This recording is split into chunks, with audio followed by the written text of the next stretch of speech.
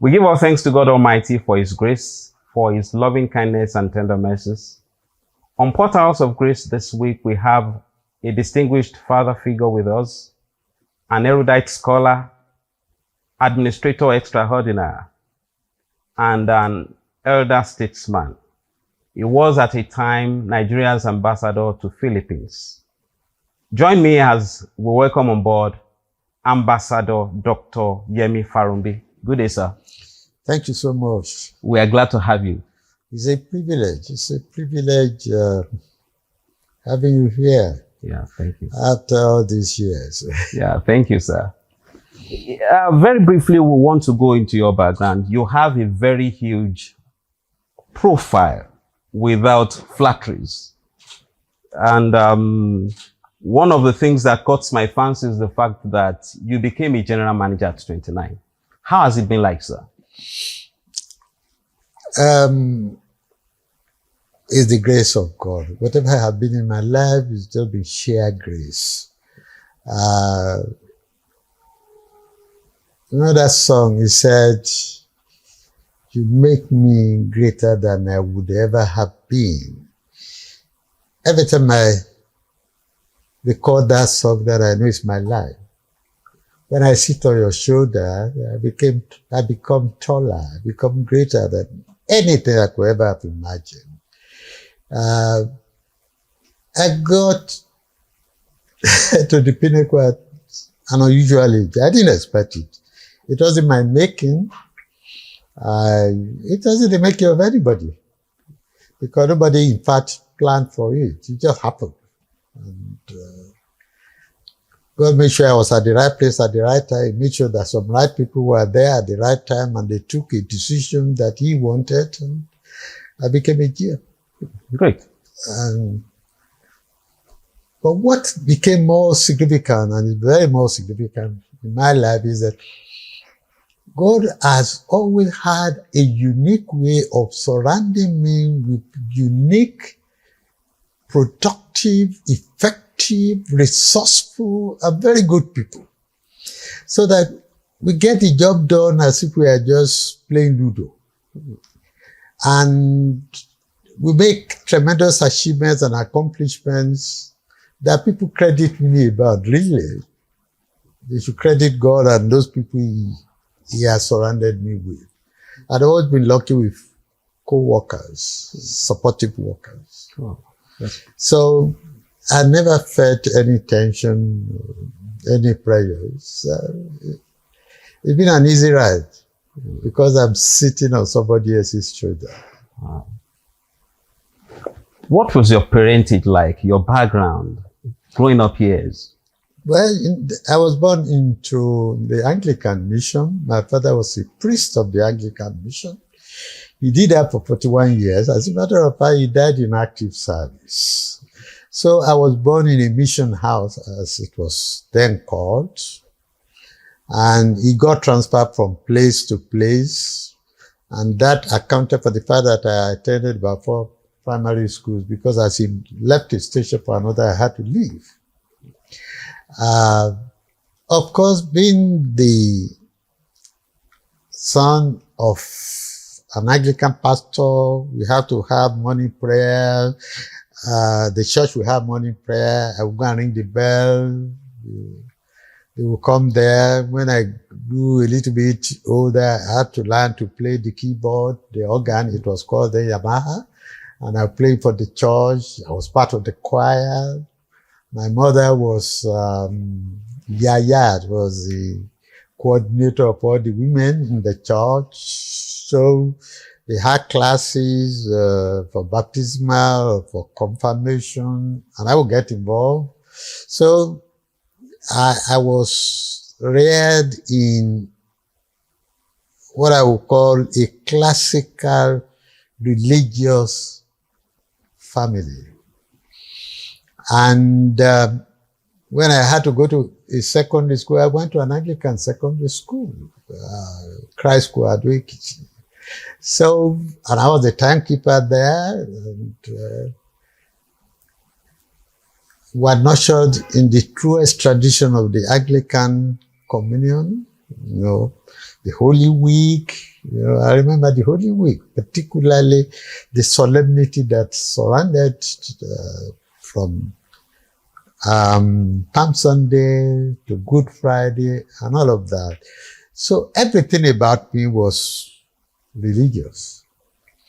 But of course, there was a tendency at that time for people who were reared in strictly religious background to revolt when they become free. But that never occurred to me, because I was grounded in the Bible. Read the Bible in the morning, you have read the Bible in the night before sleeping. My father would do a small exhortation, and then going to a Christian school. So everything about me had been the church. And I think that affected me. Oh, interesting, obviously. From Christ School at Ekiti and on, how was it like, your educational background? When I left Christ School at Ekiti, I looked for a job. And I got a teaching job. And the reason why I had to look for a job, in spite of the fact I had the second or third best result in the school, some 6 distinctions and 2 credits, was because we were owing some money. If I had not gone to Christ School, maybe I would not have finished the secondary school.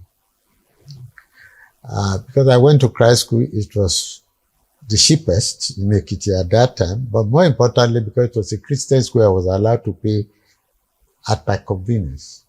So by the time I was leaving the school, I was still owing some money. So I had to look for work so that I can assist my father, you know, so that we can pay the fees. Thereafter, I did the entrance exam to University of Nigeria. I couldn't know to do UI because for one reason or the other, the principal of Christ School didn't send my form. So, what was the principal then? I was a Reverend Canon Leslie Donald Mason, was a white man, who also liked me a lot because my father was a missionary, like he was also a missionary from UK in Nigeria. So eventually I got admitted to University of Nigeria, and I again didn't have money to go. My father was on a salary of £12 per month. That was 144 per annum. The school fees of University of Nigeria was £165 per annum. I had junior brothers, I had junior sisters who were also going to school.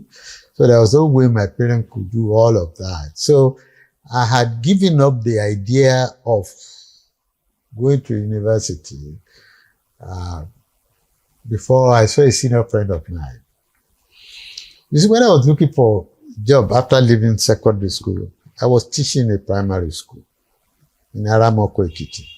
And I was a doctor, a young doctor posted to a new hospital in Aramoko, Ekiti, Comprehensive Health Center, Dr. Olumuyiwa Olulode, who God used mightily for me.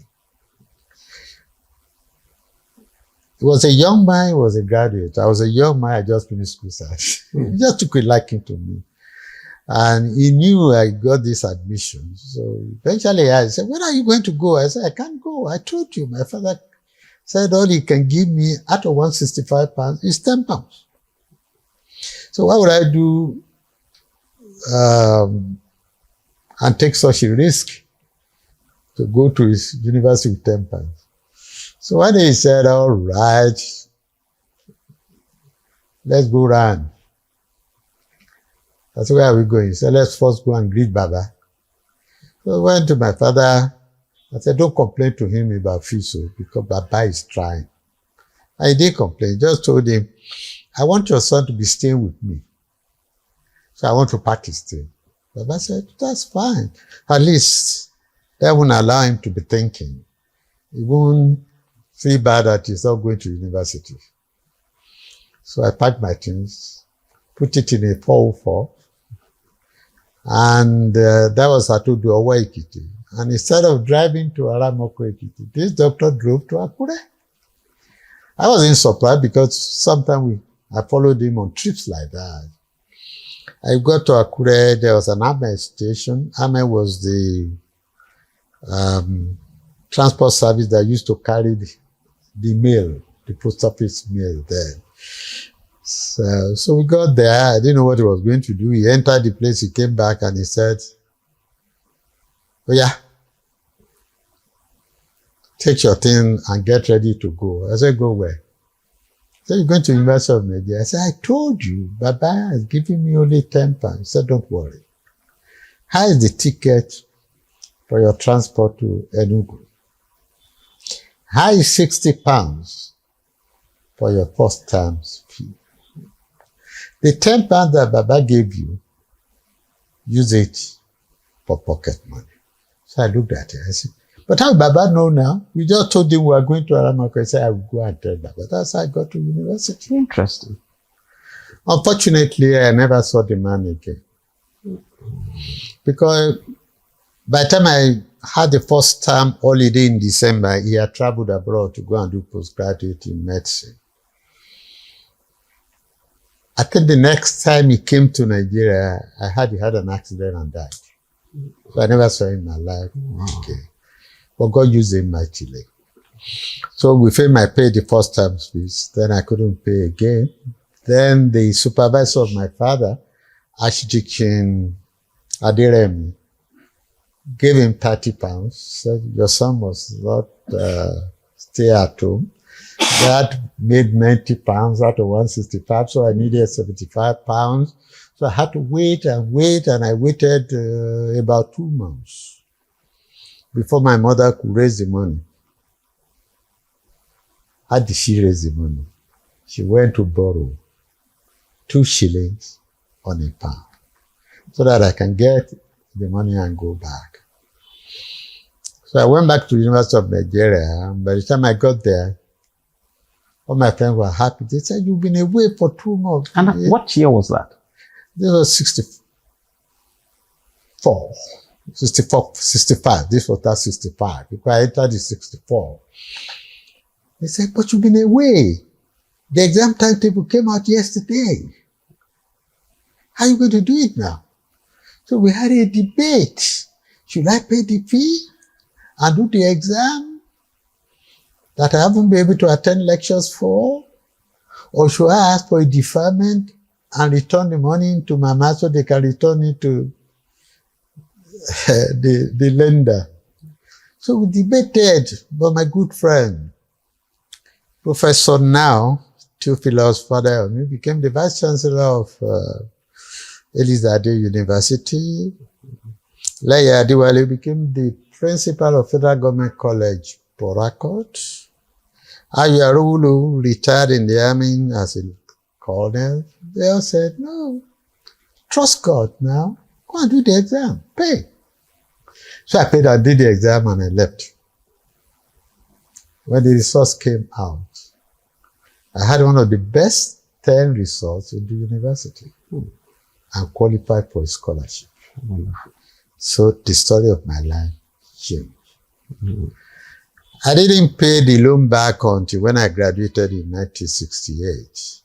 The loan had become 468 pounds. So that was the first thing I paid back when I graduated. Good. What course did you study at Nsukka?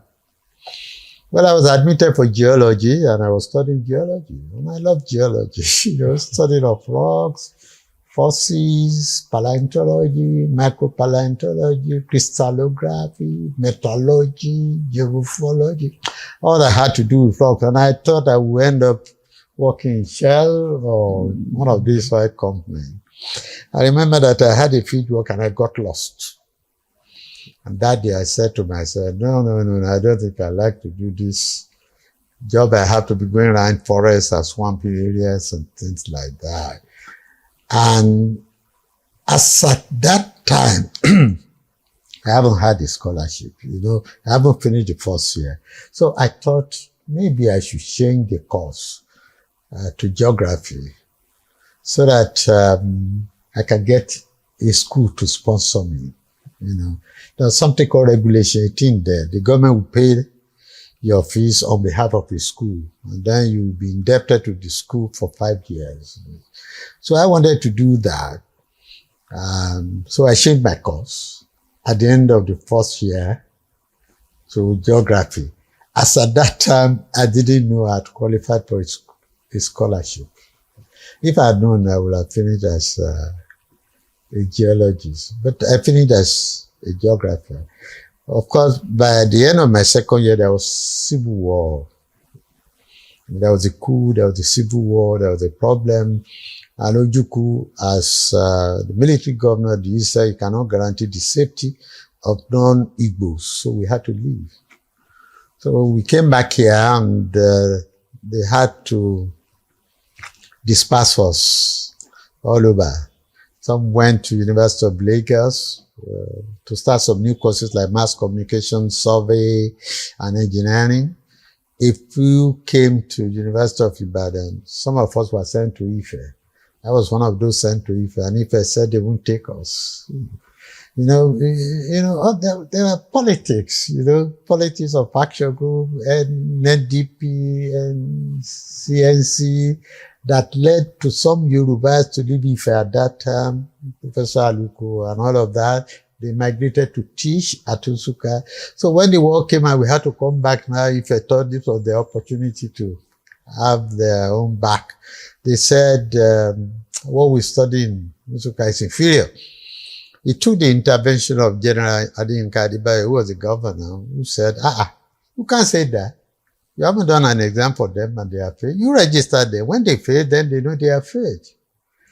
But as things would turn out, I had the best result in my class when I graduated in 68. And the very first set of people who had first class at Ife were those of us who came from Nsukka. God has been very gracious. Yes, graduating from Nsukka or from the university to becoming a general manager, how did it happen? Again, it's when God is at work, He's a mysterious God.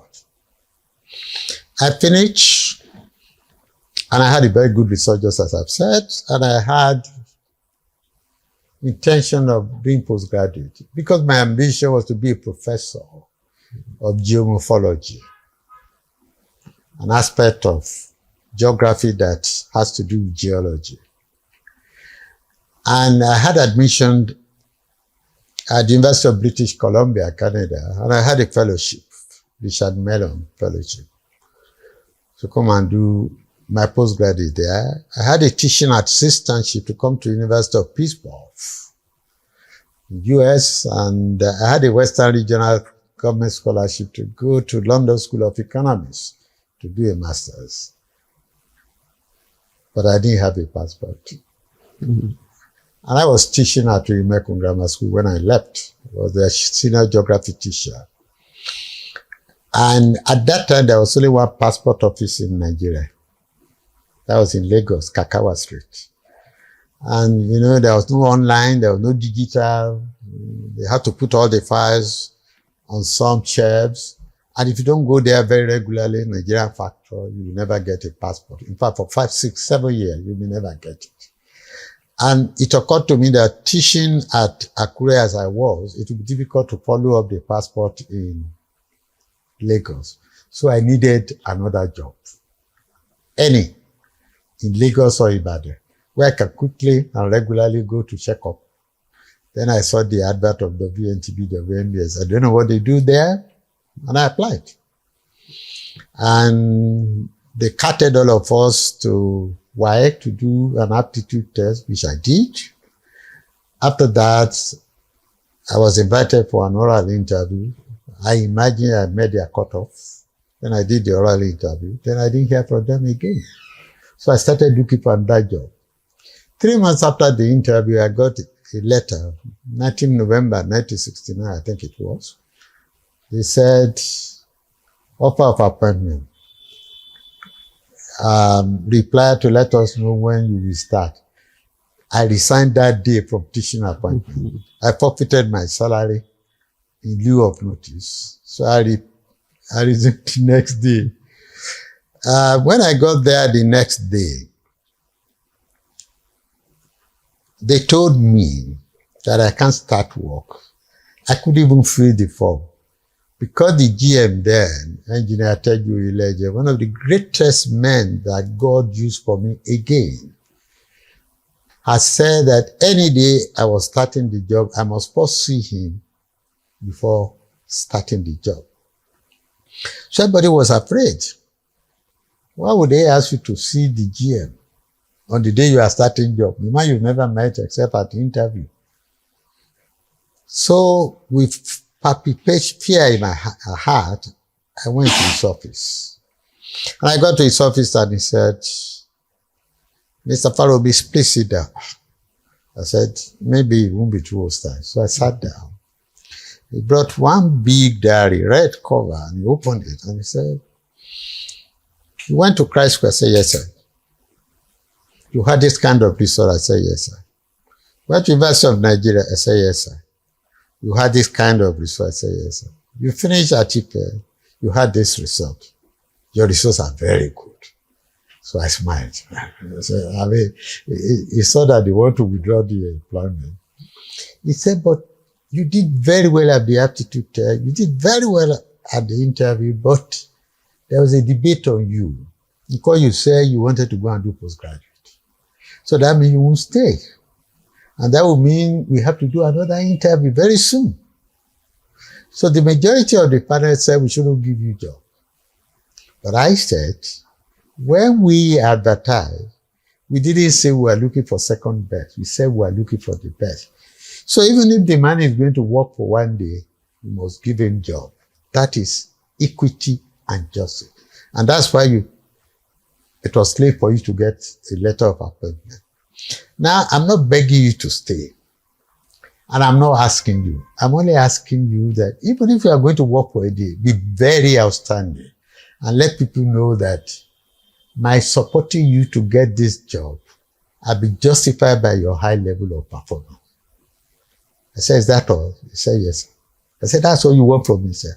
I said, God will make it happen. So I left. I went to start work, and that meant it was pushing all kinds of files to me. I was in administration now. I mean, I had nothing to do with programming, but it would send me to go and do assignments of programming. Oh, there's a television, will you be the secretary? Oh, there'll be a radio, would you be involved in the programs? There's a problem in the transmitter in Abadan. Go and find out what happened. I'm not an engineer, for Christ's sake. The sales in Lagos office are falling. Can you go and look at it for me? So it was just piling job on me. And I was doing it very well. And because I was determined to prove him right, I worked very hard. I had no leisure. If I got to work at 8 in the morning, I would leave at 7 in the evening. I had no club. I had no social life. I had none. Just work. But in the course of that, I got excited by broadcasting. I met, Anike Agbajibilem, Yesini Paye, Sam Adegbe, Kule Olasope, Ayo Ogulade, Tohun Adeyemi, Dipo Babalola, Dipo Bibilari, Yomi Onobolu. I said, so you people are human beings. I've been hearing you on repetition. I didn't know you were human beings. So I was excited. And they liked me, and I liked them. And sometimes I would follow them to record Playhouse or to record choirs and things like that. It was in the course of that I first had an interaction with Celestial Church, Yemi too. There was this Ghanaian there. Then I can't remember. Yeah. And I would follow them, they would record him, and I would look at him and his shampooed hair and things like that. So I got excited. I forgot about my postgraduate. Wow. So after a few years, Engineer Ilayena called me. He said, young man, you told us you wanted to go and do postgraduate, and all you wanted was to get a passport. Now we have gotten a passport for you, but you are not leaving. I said, I'm enjoying this job. I'm not going to do that course again. I'm not going to do geomorphology. I said, I'm enjoying this one that I'm doing. He said, no, you have to go and do postgraduate. Go to Ife, go and collect a form for a master's program. That's why I said God used the man for me. So I went back to Ife to collect the form to do a master's program in public administration. No longer geomorphology.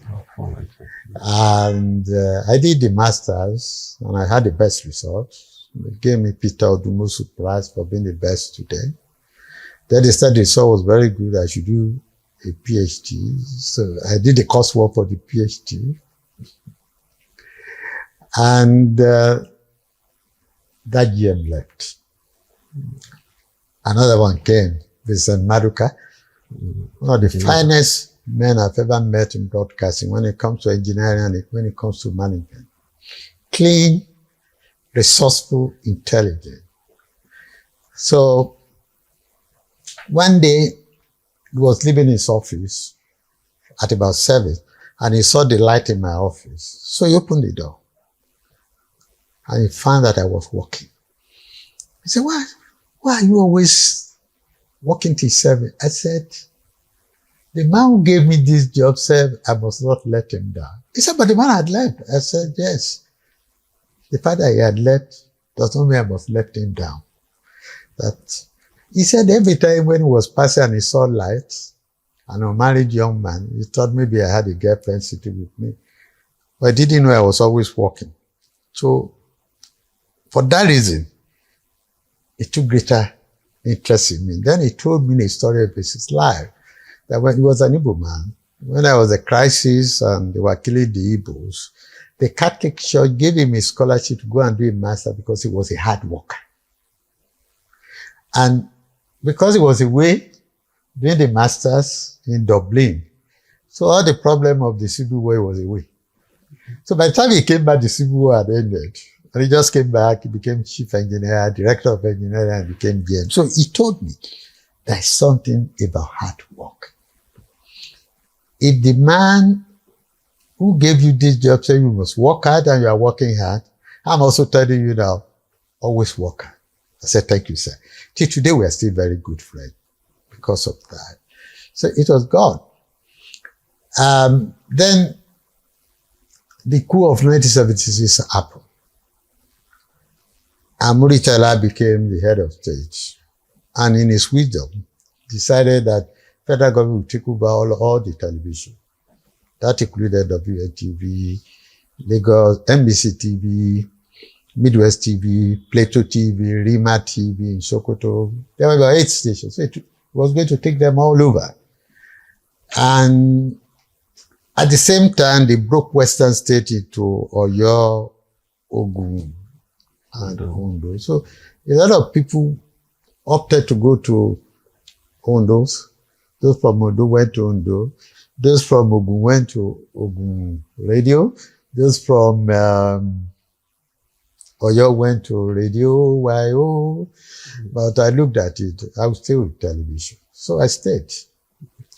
Again, because I liked the GM, who said I must work hard. He had taken interest in my life. So they formed all those television into NTA. That was 1st April 1977. Even though they took over in 1st April 1976, but the law setting up the NTA didn't come until 1st April 1977. And by coincidence of God's decision, they made Engineer Maduka the first DG of NTA, which meant the position of GM in Ibadan became vacant. So he recommended 3 people. I wasn't one of them. But I don't know what happened. I got to know what happened. When the board finished, I ended up becoming the GM. Because the board now said, WNTV is going to become part of NTA. they want the best man from WNTV to take over from you as GM. He said, but I've given you 3 people. Because the tradition in WNTV is that an engineer will be GM. And I was in admin. But the then GM, Barrister Asuni, I was told now insisted, I said, no, if we have advertised this job, everybody will apply, whether engineer or programs or news. If they have the number of years of postgraduate experience. Engineer Maduka said yes. So he said, find me the files of all of those who could have applied on the basis of the scheme of survey. So they collected the files of 8 of us. So they started looking at the files. As I was told, my file was the last one to be looked at because I was from admin. But when they opened the file, that's why I say when God wants to work, He's a mysterious God. Also, when they opened my file, they found that the very first year, Engineer Ileye, who was the GM there, had written, this young man will become a general manager in this place one day. Second year, third year, fourth year, he wrote that for 5 years and he left. So when Engineer Maduka saw, he said, this is incredible. I've never seen this young man's file before. So the chairman asked him, what do you think? He said, if Uyeleye wrote that about this man, then he should be GM. That's how I became. Interesting.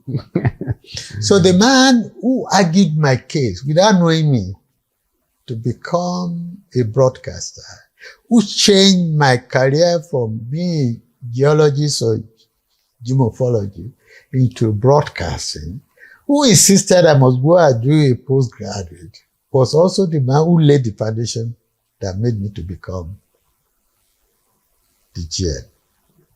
Perhaps it wasn't him, but God used him. And that's why I call him one of my greatest mentors. So that's how.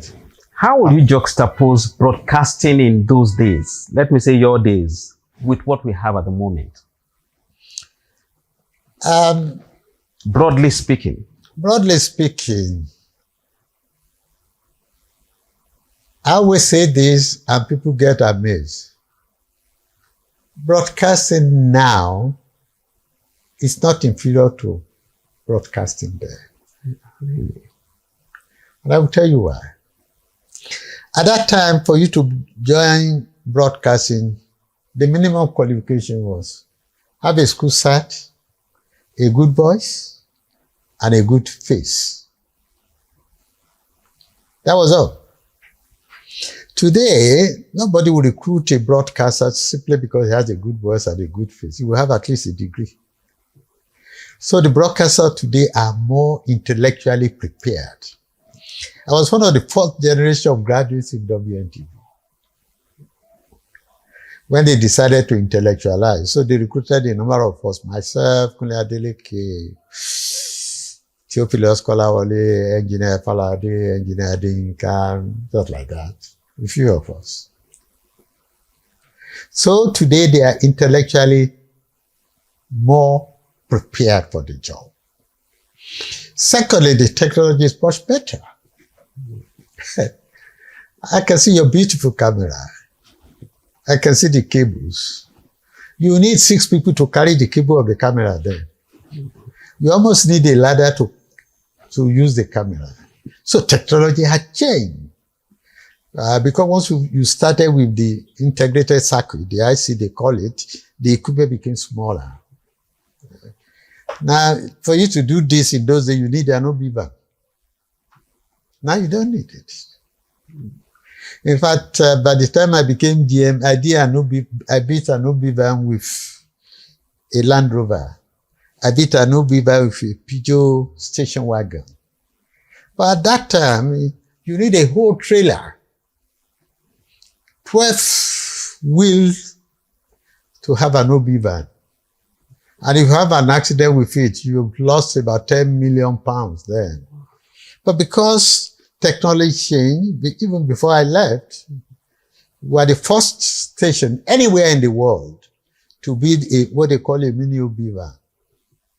Sony took it from us because we are not enlightened enough to go and register the copyright. So they have better technology. I've had to do radio interviews in my room for stations all over the world using just the GSM. That wasn't possible. You need an OB van and a satellite connection. Now even with Zoom, you can do an interview. I do interview here for stations in Lagos. So they have better technology. But what they don't have is professional training. We had that. I had the opportunity. I was at BBC Training School. I was Thompson Foundation. I was at University of Success for Developmental Broadcasting. I was at City University of London for Mass Communication Training. I was at Center for Mass Communication Research and Training, University of Leicester. And I was one of the greatest theorists in mass communication, J.D. Halloran, Peter Golding. So I had opportunities of foreign training. We used to send people to Radio Netherlands Institute. We sent people to Australian Broadcasting Commission Training Center. We sent people to training in US. They don't have that opportunity. We had that. So we have that as an edge. So we're a little bit more disciplined than them. We know, for example, and I've seen that, you are an old school broadcaster. You have a note. Well, you go and watch them these days. They come there, no script, nothing. They just begin to say what comes to their head. We don't do broadcasting that way. We are trained the old school because we are exposed. Unfortunately for them, there are no training schools. In Nigeria, we had an NTA TV college. Then we have a broadcast academy owned by for NBC. Now, Splash FM and a few are starting. But you imagine that Ibadan has 40 radio stations. And they have broadcasters who have not been trained in professional broadcasting. I'm not saying they don't have the right degree.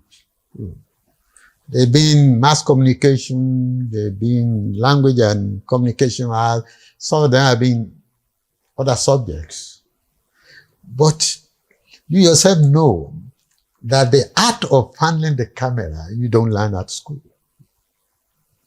Yeah, you might have been taught the depth of focus, the depth of field, pan, tilt, and all of that. But you have to begin to use the equipment for you to understand it. So you have to have professional exposure, professional training.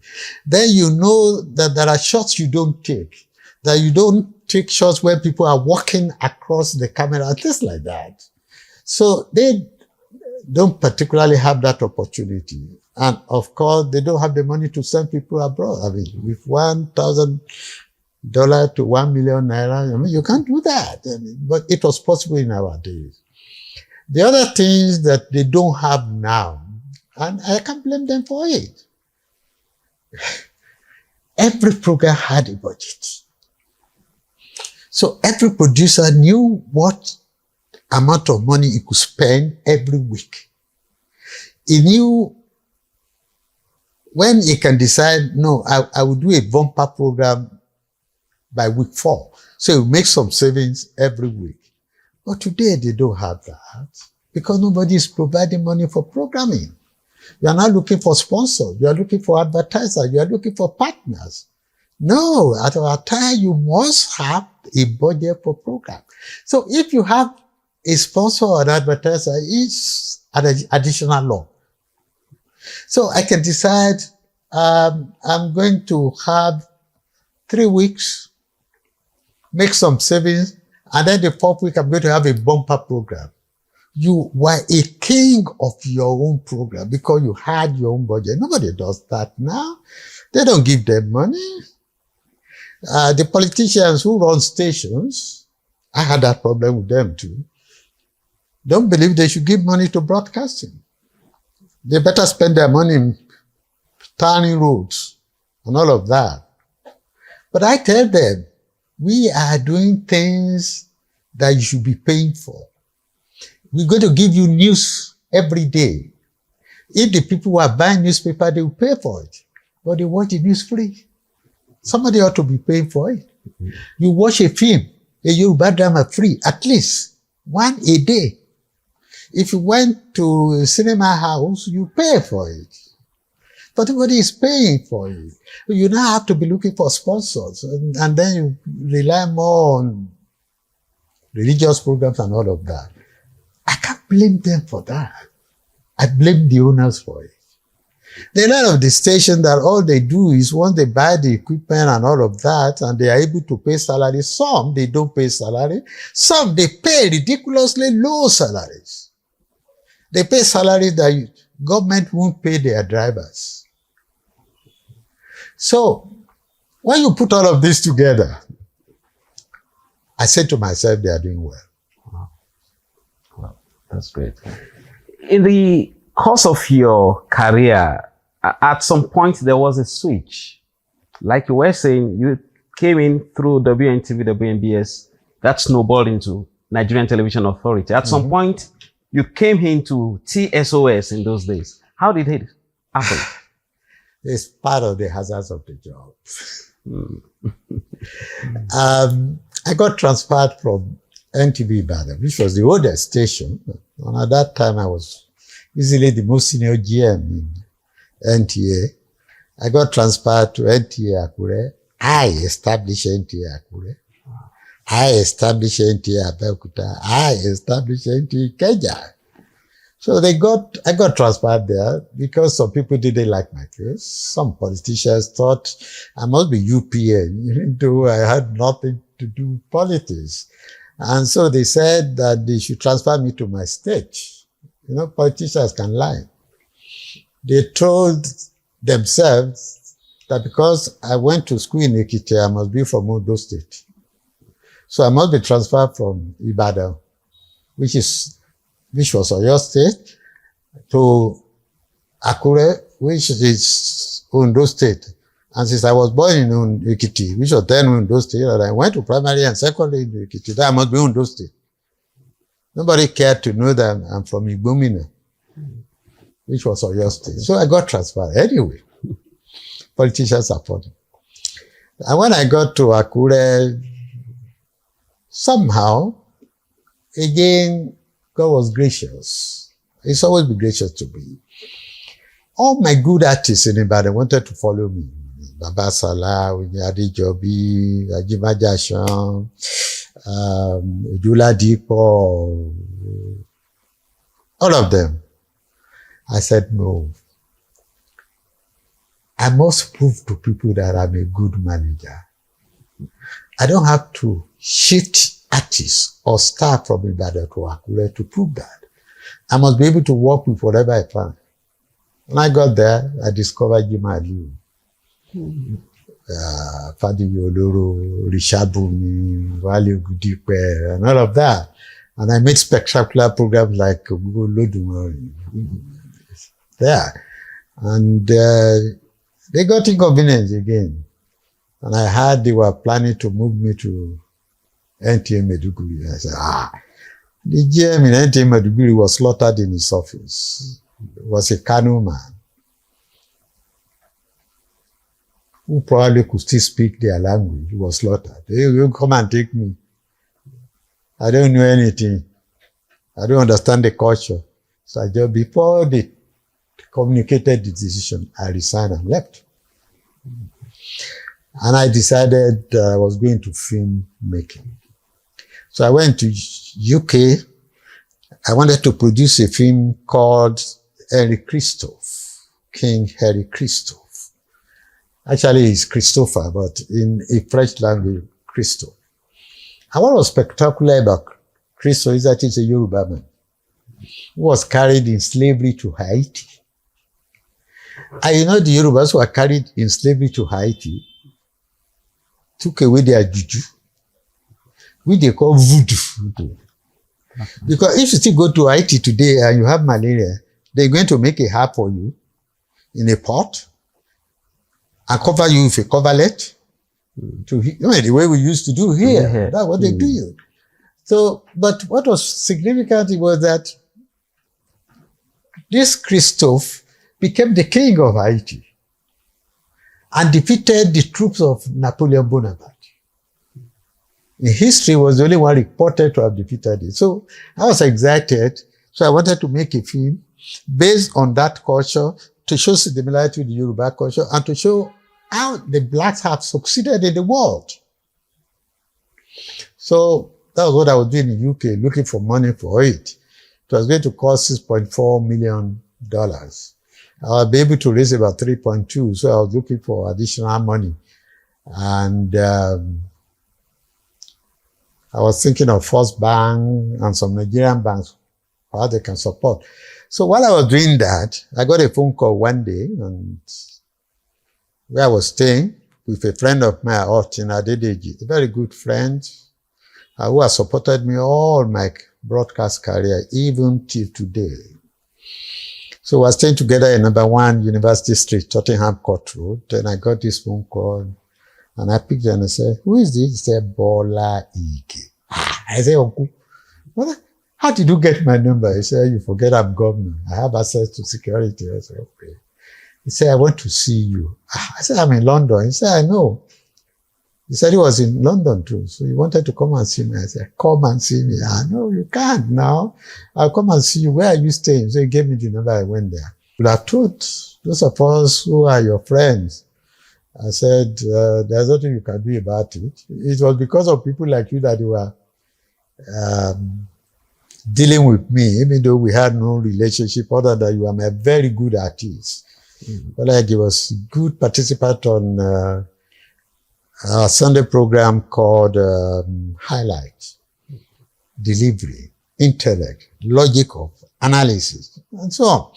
And I always liked my good artists. And so he said, "All right, I want you to come and establish a television for me." I said, you politician, never. I will have nothing to do with politicians in my life. I said, after the harassment from IBADAN to Akure to where they were there to give me, I said, now I've retired at 37. I said, I will still have been doing my work. Leave me alone. No. I said, okay. Are you coming to Nigeria? I said, of course, I will come. 1st October is my birthday. I'll be home by 1st October. I want to do my birthday with my family. He says, what are you doing? I said, I'm trying to raise money for a film. He said, okay. When I get to Nigeria, let me know. I said, okay. He left and I left. I believe the discussion had ended. So come 1st October 1981, I sat here in this same sitting room, watching a television, not this one, not the kind of television we use then. And I was watching the parade at the Liberty Stadium, October 1 parade. Then I saw breaking news. Governor of Oyo State had appointed Yemi Farounbi as... Without informing you? I was livid, angry. I was shaking. I've never been angry in my life like that. I said, okay, because he knew I'll be in Nigeria, I'm going to tell him who I am. I'm going to resign. I'm going to reject the appointment also on air. So I sat here, drafting the letter. Then my friends came. Hey, you see, you have been vindicated. You have been vindicated. I said, vindicated what? You see now? They don't like you. A governor has given you a job. I said, he didn't discuss with me. He said, you should. That shows you are very good. I said, I'm going to reject. He said, you cannot reject it. Ha! Then some of my staff, of course, they have been victimizing them in NTA. They posted some to NTA, AKURE. They were just posting them. They said they were Farounbi loyalists. And they were fantastic boys. The likes of Laulu Oguni, the likes of Funlola Olonishola, the likes of Kayode Ajibade, the likes of, like that. Fantastic people who helped me to achieve whatever I achieved. So they came. Oga, we will take it to, at least we can leave NTA. And I do that. If I say no, what of this boys? That's how I accepted. Very reluctantly. I didn't know that it was God at work. Because I wouldn't have been in politics. No way. I hated politics with a passion. And I hated politicians for their manipulative capacity. Injustice they did to me. Those who did it will become friends because we met in politics. We became very good friends. In fact, the man who drove me away from Ibadan to AKURE became a member of UPN because the NPN maltreated him. So he left NPN and came to UPN and met me there. And we became friends as if we never quarreled before. So, and I said, okay. So I started work 1st October. I put together the TSOS. And again, I had fantastic workers. Today, I pay tribute to Engineer Latif Busari. Fantastic engineer. Just have a copy of Vincent Maduga. I've talked about Laulu Gunuyi, Kunle Olasope, Tele Nadi, Adebisi Adeshola, Bode Fadare, Dotun Yelade, Dotun Onibokun. Fantastic people who would drive from here to just cover an event and come by road to make sure we could get it onto the news. Because there was no GSM, there was no satellite. They would drive all night so that we can get this story. Fantastic people. And we started what we call the New Day Television. And I'm sure no station can meet that quality again. Because you cannot have an assemblage of that kind of people again. I don't see how you can. Tunji Fadare was there. They were there. Great minds, great artists, great intellect, dedicated. That's how we started TSO. A little drift into politics. How would you describe Chief Obafemi Awolowo? Wow. Before I met him, they told me he was an impossible man. And I also believed. They say he never forgives people. And I also believed. They say he's cantankerous. He's arrogant. He's self-serving.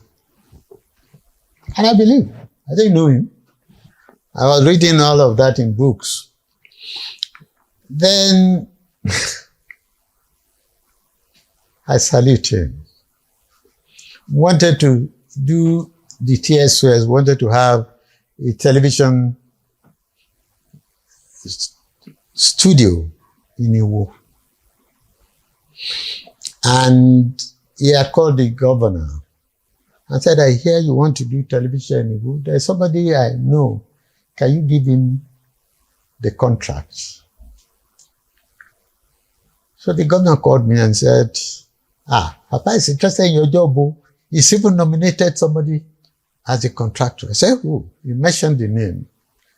The man is late now. I said, it cannot happen. He said, what have you said? I said, it cannot happen. That the man has to experience in building television or even radio station. The man is an expert in markets and he never completes his job. That even his own office, he didn't complete it. His own houses, he didn't complete them. How can you ask that person to do a broadcasting station? He said, Baba Mani. I said, Baba Nani. Go and tell Baba that your staff had repeated. He said, no, jump into the car. And he took me to Ikede. And we got there and said, Baba, you know your son? I said, Yemi? Yeah, I know him. He said, that thing you told me, he said it cannot happen. So Baba said, what is that thing I told you? He said, that contract you said I should give to XYZ. He said it cannot happen. So I said, yes. Why can it not happen? I said, television is a complicated job. It's not like building a house. It's not like building a market. I am happy, Baba, that you have built one before. That as at that time, you cannot use a nail on the walls of television house Agodi. The nail will break. And you built it in 1959. We are talking of 1981, 82. That this man you have mentioned, it was the military governor of Oyo State gave him this market, this market, this market to do. All the three markets have not been completed as I speak. His own house that I know has not been completed. His own office has not been completed. Baba, he cannot build the broadcasting house. He shook his head like this. He said, so who do you want to use? I said, Dalbato. Who is that? I said, the man who built television. He said, Biri. He's mad. I said, fine, the young man is right. If this man is only an expert in building market, you can give him market. Give the job to Dalbato. So I said, But they said this man is impossible. So I can reason with him. Then I asked a few other questions from him. I said, I'm told you don't forgive people. He said, why will I not forgive people? Am I God? I said, I thought you were playing God, sir. Then he gave me 3 examples. I won't mention their names now. Therefore, he said they did this, he forgave them. But they repeated the same offense. He forgave them. They repeated the same offense. He said, Jesus said, forgive people 70 times 7 in a day. But Jesus didn't say, if the man keeps repeating the same offense, you should forgive him. I said, that's your own Bible. The Bible didn't say that. He said, these people will keep on doing the same thing and expect him to forgive them. That if they made this mistake and I forgive, they make another mistake, of course I will forgive. But they will repeat the same mistake. That means it is deliberate. So I reasoned with him. He said, next question. I said, no. That's how I became friendly with him. And of course, Oku Shibolage would take me along a number of times to his house. And when General Buhari took over power and he put all of them into prison, Paulaige, Onabanjo and all of that. So myself and some friends, myself, Tunde Atenina, Tola Atimo, Shola AKINYEMI, we go and visit Baba. So to keep him company, and we'll have dinner with him. Oh, and it's fantastic having dinner with Shifa Olo. It'll take about 3 hours. And he will tell you stories that you have never read about. Then you have an insight into who he is. Very humorous, very free, very welcoming. But of course, he's a very serious-minded person too. I mean, there was an instant, I told him something and he said, I haven't heard that before. I said, I read it in a book. He said, can you find me the book? And I bought the book and I gave it to him. You know, Baba insisted on returning my money. Maybe 2 naira or something. But he returned it. He said, I didn't ask you to come and give me. I said, you should buy me a copy. And he read the book. And he sat me down for 3 hours. We had an argument on the book. Serious-minded person. Forever thinking of the best for this society. What did he call it? He said, the optimum for the maximum number of people. He was always thinking, how would this country benefit the society? What are the changes that we must make? Very serious-minded, but very friendly and very loyal. So, when Buhari was not there, and all of these people are in jail, and they will invite Papa to some meeting, then he will say, I can't go to the meeting. Yemi, 1, 2, 3 of you, 4 of you, go and represent me in the meeting. Another one, Yemi, 2, 3, 4, go and.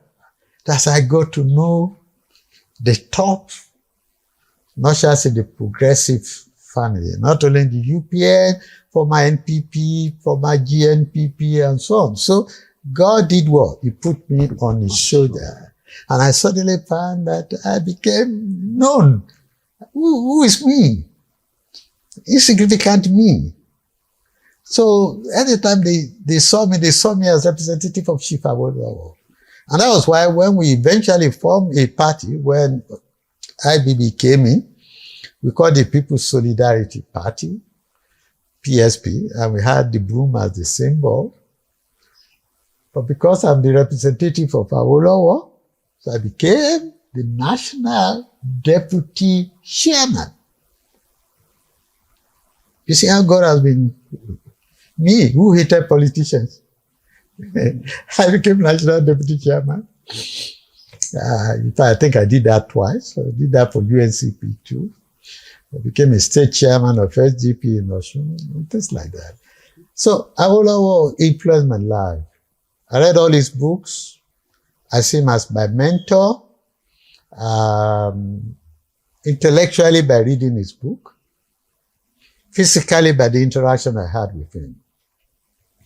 I see Mahatma Gandhi as my mentor by reading his books. Because I was a man that is the father of Indian nation, but was never a councillor. Not to talk of being a prime minister. But all Indians worship him because he gave his life. I have Nelson Mandela as my mentor. As a man who was in prison for 27 years because of his people. And when he even became president, after one time, he said, no, let other people be. He didn't stay there until death do us part. So this, God had positioned me and had positioned so many people to interface with my life so that I had become what I never thought I can be. Coming from politics, let's drift into the Christian faith or religion. By your antecedents, one will be able to conclude that you have this special love for Celestial Church of Christ, despite your background as the son of an Anglican reverend. And having seen you on a few platforms, Christian platforms, you are so charismatic when it comes to delivery. How would you describe that? Anglican to Celestial Church. First and foremost, we worship the same God.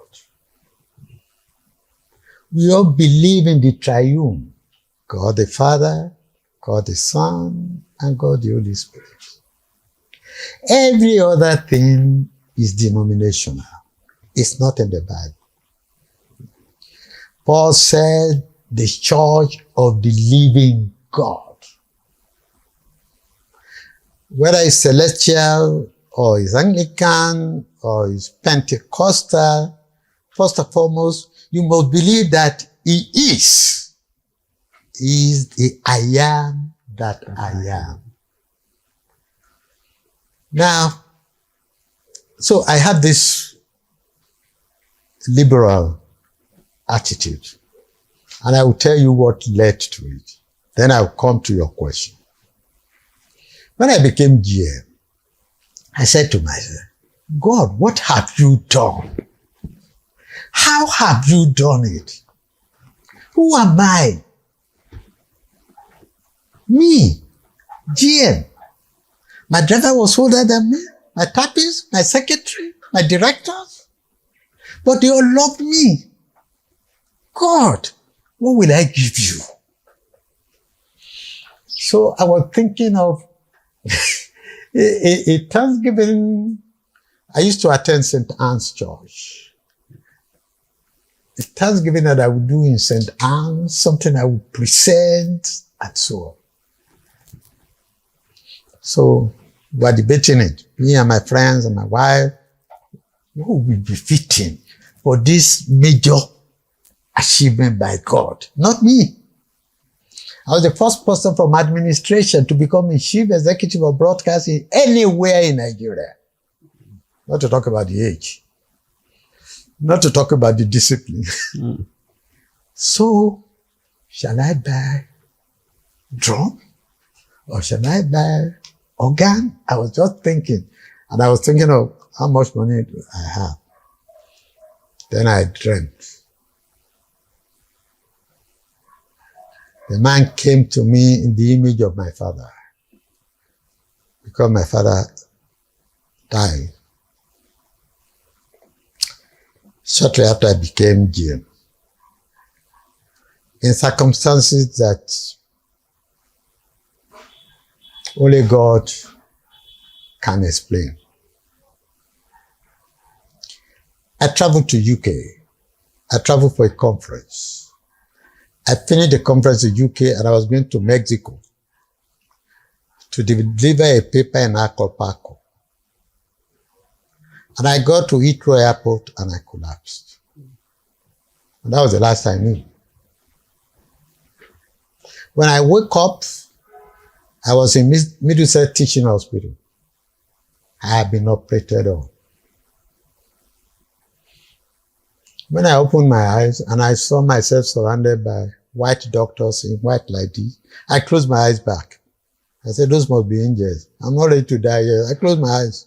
Then I opened it lightly. Then I saw they were human beings. I said, what am I doing in the hospital? Then they told me you collapsed. You had a ruptured appendix. And that you are just lucky you have not entered the plane. You'll be a dead person by now. That I was rushed to the place and we did. So I was in the hospital for 14 days. British hospital. You can imagine what the cost should be. When I finished and they said I'm all right, I can go. So I was waiting for the bill and I would tell them, kobo, or as somebody would say, shishi, I don't have. They didn't give me a bill. So I walked a little bit from the hospital. Then I came back. I said, you didn't give me a bill. They said it was an accident. You didn't plan to be sick.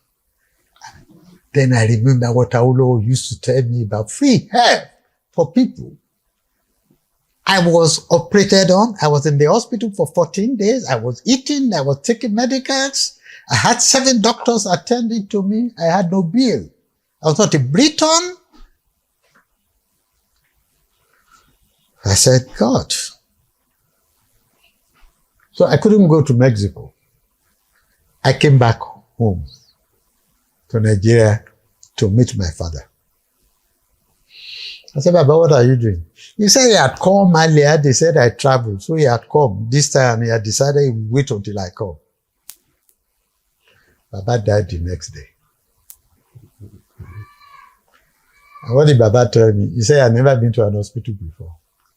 Can I tell one of my friends and he can be admitted to an hospital so he can even see how it looks like. So when he's preaching, he will understand.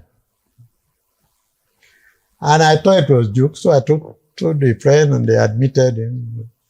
And I came that evening, I said, Baba, you are going back tomorrow? He said, yes. He said, come and pick me at 6 a.m.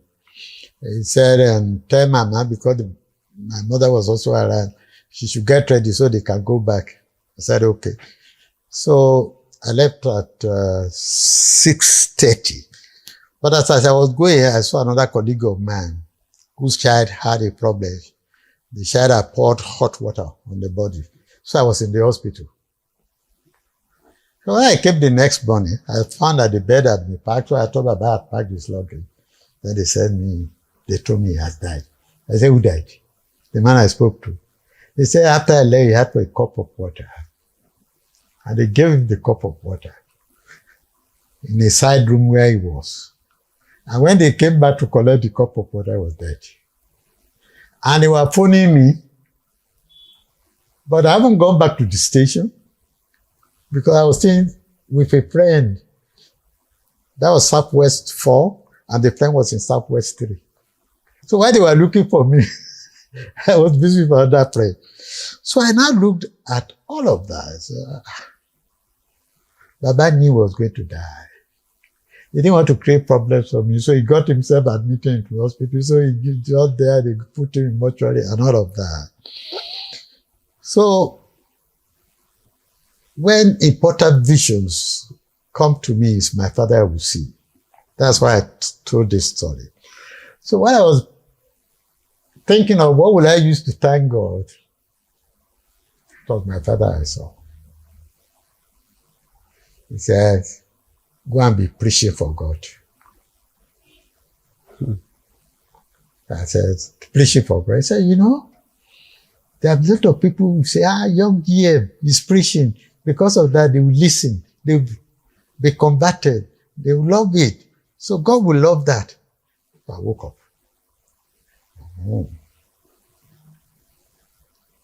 And then gave me a story from the Bible, the parable of the feast. When Jesus had, not Jesus now, that man had invited people to come and feast, and they didn't come. One was marrying, one was repairing. I just bought new equipment for farming, for whatever it didn't come. And he told his disciples, he said, go into the streets. And they went. And they said that this some space. He said, go into the highway. So, in that little dream, that my father said, God will be happy if I started preaching, but I should be preaching in the street, into the highways, into people, wherever they will listen to me, so that they can come and enjoy the feast. That's why I call myself a street pastor. I'm not an assembly pastor. I preach wherever I can talk about God. I preached in Adelaide Market before. I have preached in Adamasi roundabout Monday morning. I was there and I will be preaching. And people will be passing and they say, that's Yemi Farounbi. They will stop. And I see that what I saw in that vision happens. That people say, broadcaster, preaching. They will listen. Yemi, does he even know about the Bible? The Bible. They will listen. So I now found that what they are saying is, if all God wants for me, for doing all he's doing, is just to preach his word. It's just like I told that GM, is that all you want, God? He said, yeah. I said, no problem. I'll do it. So I try as much as possible. If there are 52 Sundays in a year, I'll try and at least preach 40 of the Sunday, and in various churches. In any church that will allow me to preach. Now, having that at the back of your mind, you will now understand the subsequent story that I will tell you. I was now doing politics. I was we were campaigning 1983 election. And I had this good friend, Shiflai Awuyodi, was the Honorable Commissioner for Works and Transport. I was in information, he was in works. And so he said one day, say, Yemi, I said, follow me to our church before we start this Ife section of the campaign. I said, which church do you go to? He said, I go to Celestia. So I laughed. I said, you never wear shoe, and so on. I mean, because the one I was familiar with was Mokola. Not that I ever entered the play, but I had a friend who owned General Guard, who was attending that church. Wow. So I always make fun with him. Yeah, you're going with your wife. Okay, I'm going to preach somewhere, and then he would go. So I said, okay, let's go. And he took me to Majawi. And the man there was Mafuriko. He was a senior evangelist there. You haven't had all these hierarchies. And we sat down. And before I said any word, or before my friend said any word, he didn't even ask us to kneel down to pray. He said, hey, Iku, deaf. Where is this man saying deaf now? Only 3 of us here. Where is deaf? Said, hey, that. If I was angry with somebody because the man was slow, said, kneel down. Then he started praying, you know. And not very long prayers. Then he did what he had to do. So I was amused. They said, hey. Now, I'm sure there's no deaf again. Me, I came. There's no deaf following me now. At least so I thought. Even the man who brought me wasn't the man he was shouting death about, or it's me. 3 days after that, we had to campaign Modakeke. We had been there a day before. Early in the morning, we had done the usual thing, visit the Oba, visit the chiefs, and so on. And at about 2 o'clock, we were already at the catering rest house, Ife. We gathered now, getting ready to go for the rally. Large contingent of vehicles, t-shirts, caps, women singing, and all of that. And then we had 2 lorry loads of policemen that would follow us. Then one of my young boys, Wahab Tuye,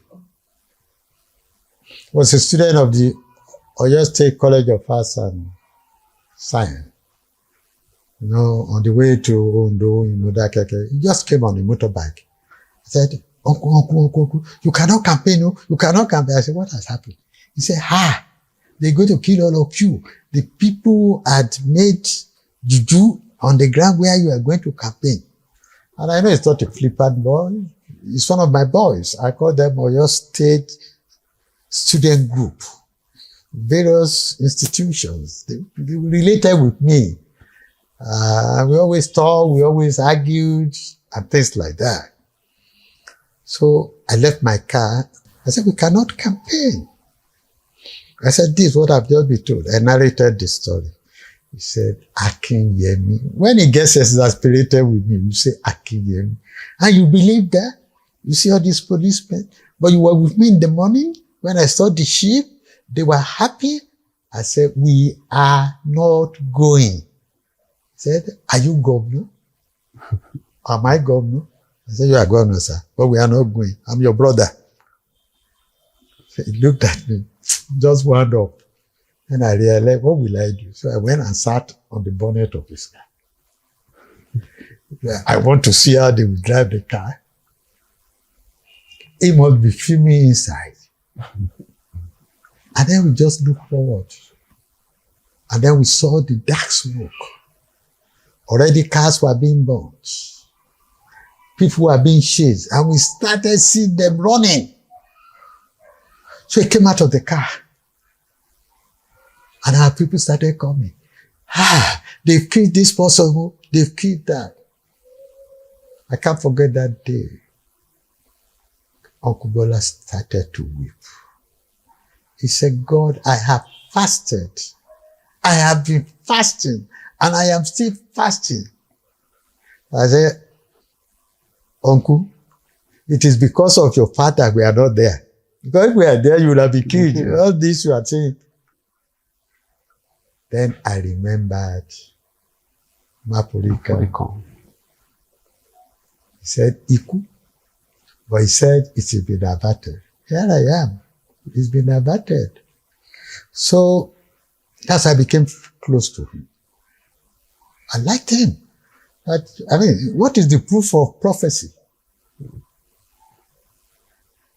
Deuteronomy said, the prophet must be talking in the name of God. If he's not talking in the name of God, don't listen. Then his prophecies will come true. This one didn't waste time. Okay. So I became close to him. And I also had an artist that you call Babalago. People call him Akinla. I was later in life producing him. When I left TSOS and all of that, and I started my own production. It was through him I met Rumo, Babiji, and my great brother and friend, Wale Aditi. The three of them. So they got me exposed to the musical world of the celestial. It was then I found something different about celestial hymns. And what's that? While other hymns are translations of English hymns, celestial hymns are original Yoruba hymns directly. I was there in some instances when some of these hymns were being received. They are now being translated into English. What the other churches do is that you take the church hymnal or the Wesleyan hymnal and they translate it to Yoruba. These ones were directly received through the Spirit in Yoruba. Not only the words, the tone. So they'll be putting do, re, mi, fa, so on top. So that when you want to sing it, and eventually you find that in the celestial book there are still some missing hymns because they have not been received. They got the messages, reserved them. It is still come. So I found that unique, and I found it strange. And so when the three of them were bidding the central choir, I got intimately curious. And I got somehow involved. But in the meantime, Mapurika, because he liked me, he said, I'm going to get you 7 prophets. They'll be praying for you. And he named them 1, 2, 3, 4, 7. Oh yeah. You'll be his bodyguard. Pray for him always. One of them is still my good friend till today. I don't know his title, but I call him Olu Onireke. He's in charge of the independent parish. I think that church is 40 or 42 years old now, and I've been their patron for 25 years. I must be the oldest patron of any celestial church. Wow. The most long time. So this is how I got, because I found it unusual. There was another time I was going to Lagos, there was this fuel shortage. There was this Jeep in Shagamu, and I ran there to take fuel because it looked as if the key wasn't in lock, and I met Mapurika. He also wanted to buy fuel, and he saw me. He said, come. And come. He said, I said, what is again? I became so free with him. I want to contest. God is telling me to tell you not to contest. I almost said I knew I wanted to contest, but I've not told a human being. Interesting. I was still thinking about it in my mind. I was this man that I haven't seen for some time. I saw him in the petrol station. Even paid for my petrol that day. He said, don't contest. God doesn't want you to contest. Whatever assignment He will give you in His own miraculous way. So let me leave frog now and jump to becoming an ambassador. To see the miracle. I woke up January 1, 2010, or 2011. I said to myself, enough of politics. I'm leaving. But God, if you don't want me to leave, you have to show me signs. And you know how you show me signs. You said I will run into somebody like Mapurika who will now say things that I've not told anybody. And then a brother of mine walked inside. He's the boy called Inalunid. I sat down alone in that sitting room. I said, how will God show me the sign? Okay. I will go and pray on mountain top. I was thinking about it in my mind. Then the boy came in and said, Daddy, I want to go to 7 mountain top. Can you follow me? This is what I'm thinking. I was thinking of 3. Now it's 3. So we went together anyway. And we came back. Then one evening I sat in the front of my house there, alone. Then somebody called me. Oh, before then, one Saturday night, Baba Basajo called me. For 8 years, Baba was president, didn't give me a job. And I don't quarrel you. Because I've now realized, from what I was told by Mapurika in that Ajib station, that God will decide how he wants to use me. It is not me. Then I looked back, I didn't want to be GM. I hated politics. But here was I, campaigning all about. So I know God is doing it that way. So I went to the 7 mountain. Then Obasanjo called me and said, can I give him my CV? I said, you are no longer president. Where do you want my CV? He said, bring it on Sunday morning. I said, I don't go anywhere on Sunday. I don't play with my Sundays. But since God told me, preach. Sunday? No. Anyway, that led to my appointment as ambassador. So, my interaction with Mapuriko, my interaction with Wole Adetiran, with Olagunju, Olu Onireke, I got to understand a lot of the things about Celestia. I got to realize that Celestia operates on the power of the word.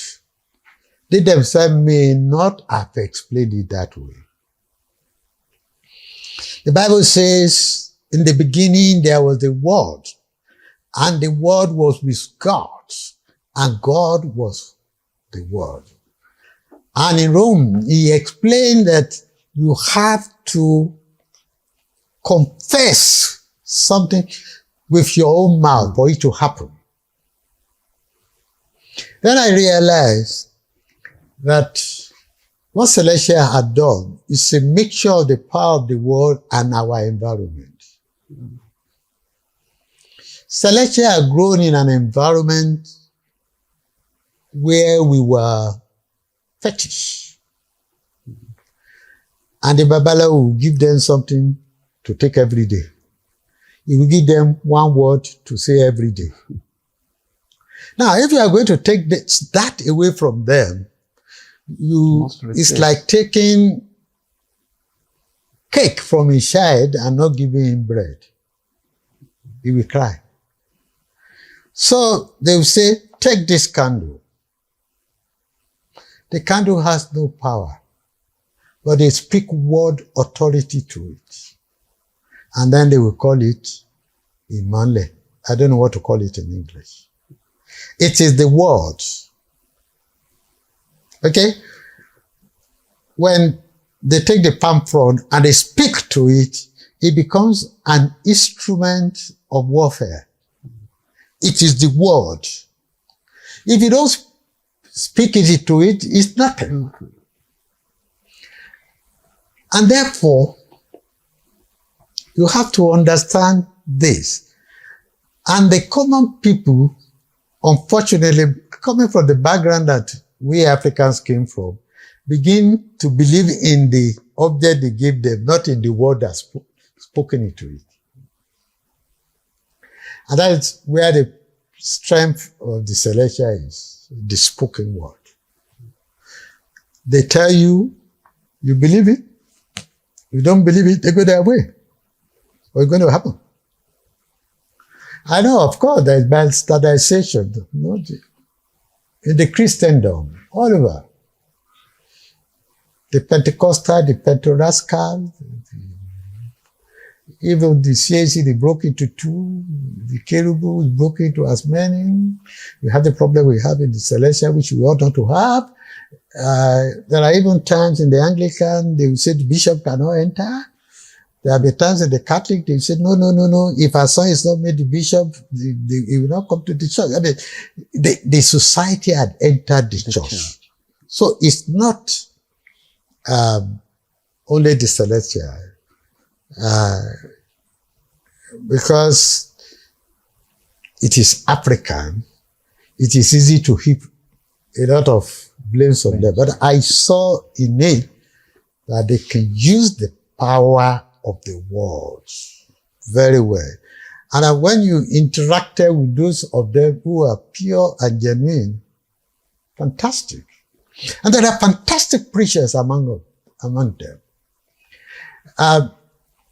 Because I've preached in the church, celestial churches, so I know this.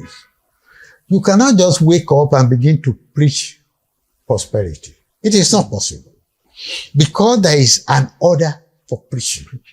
There is a first lesson, there is a second lesson. You cannot veer off from that and begin to say, if you sow seeds, you get money. No. It was like the old Anglican. The old Anglican also used to have texts for a whole year. So they had the text tied to the essence of Christianity, which is to lead people to God's kingdom, which is to lead people to salvation. So you're going to find the first and the second lesson will be related. And then you use it to preach. So you cannot just begin, you cannot turn yourself into like a motivational speaker, because you have to be able to understand the Bible for you to take that text to understand it. It's not a literature that you're just going to read. You have to ask God for a revelation of that text for you to be able to lead the people to salvation. And I found that with them. I found that in Anglican in those days, I don't know of now, because people have become digital now. So they talk about how to become rich. No, it's not that. So I found that in them. Of course, there are some of them who are not preachers. And of course, not every minister will have the gift of preaching. Because even Paul said it, there are gifts, there are spiritual gifts.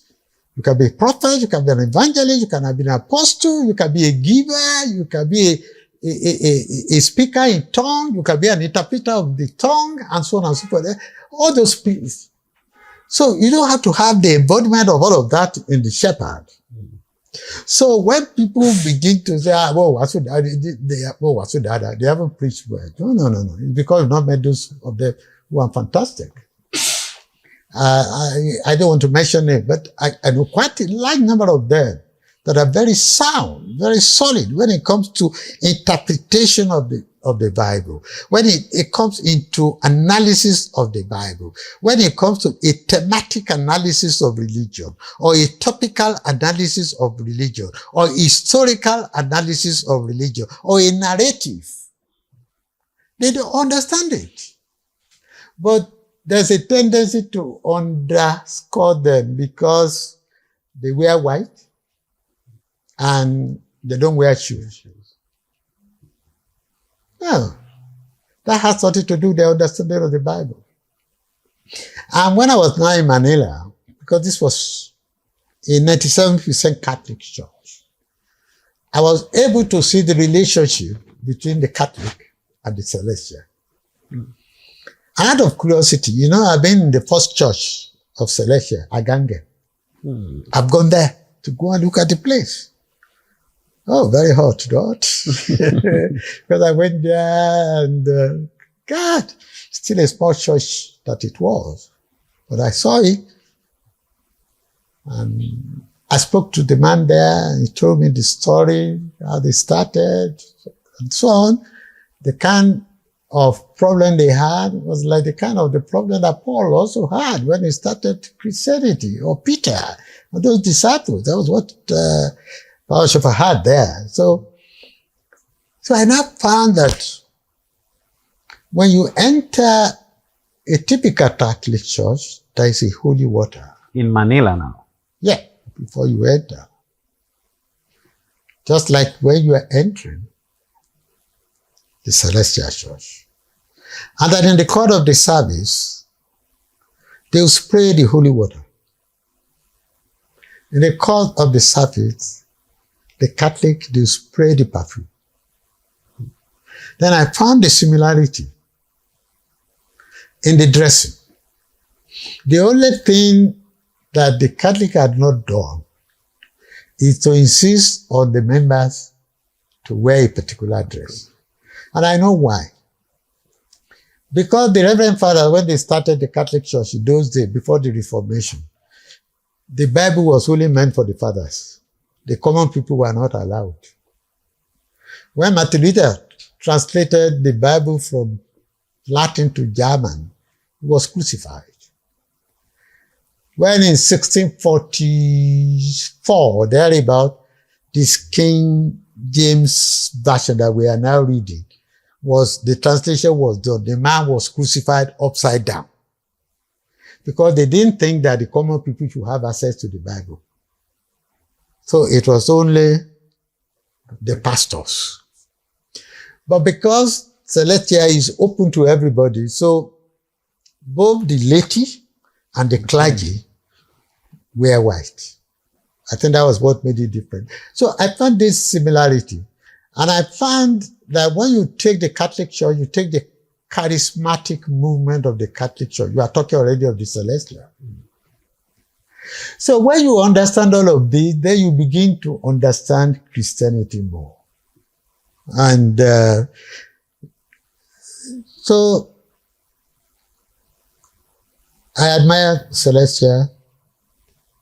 And I see quite a lot of young people, they go and make success there, and they take the Thanksgiving to other churches. Because they don't know that it's also a modern church. What is a modern church to me? Any church that teaches the Bible is a modern church. Why is it modern? I am that I am. It's continuous. The Bible will always be new today. It's for today. The Bible is not for yesterday. The Bible is for today. So it will always be contemporary. Anybody who preaches from the Bible will be new. It will be doing a contemporaneous interpretation. When, for example, I see a man marrying a man, I know the Bible doesn't say that. So if you cannot tell me it is old-fashioned, because the Bible is meant for today. It is written by I am that I am. And I am means today. So the young people should probably understand the church they understand. They attend a little bit better. If they do, then they will understand that Celestia is based on the power of the word, rooted in the Bible. Any other person who does any other thing, then is not a true Celestia. Even if you find them using a symbol, know that that symbol means nothing really to them. It only becomes significant when they invest that symbol with the power of the word. If they don't do it, if they don't invest in the power of the word, then it's nothing. But a lot of people don't understand this. Oh, interesting. Dear viewers, we are still on Portals of Grace with Ambassador Dr. Yemi Farounbi. Sir, what's your take on Christianity in this part of the world? Do you think the church is capturing our true essence? I've just said it. A lot of the world is penetrating this church instead of the church penetrating the world. And there is reason. Why? Because these are end times. There are a lot of people who are not called, who say they are called. It is not unusual for you not to be called and for you to call yourself. Nehemiah was one. He wasn't called. He has no heritage of being called, but he called himself. He said, I am going to rebuild the fences of thy city. He called himself. And when he got there, he related to somebody who was called Ezra. Even when they wanted to make him a pastor, they said, go and sit in the Holy of Holies. He said, So there's nothing wrong in wanting to serve God.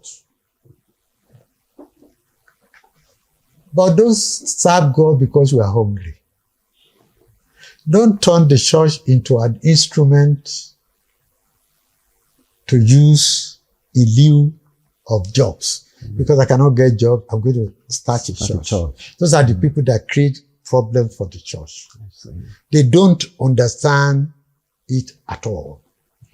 And there are a new set of people who think the church is just motivational, counseling. No. The church is about delivering people into God's kingdom so that they can have salvation. So, for those who don't understand it, they are the ones giving the church difficult name. All of them. Find in Pentecostal, find it in Alaska, find it in Orthodox churches, they have it in spiritual churches, and so on. Sometimes I ask people, when is spiritual? What do you need to be a Christian? Acts of Apostles is very clear. There are 3 things you need to be called a Christian. You must be of good character. You must have the Holy Spirit. And then you must have faith.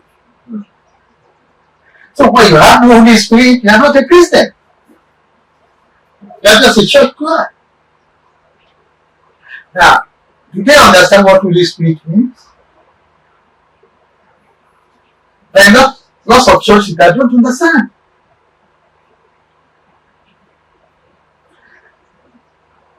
And how would I angry if I get a spiritual church that doesn't understand? Because it's called spiritual because of the essence of Holy Spirit.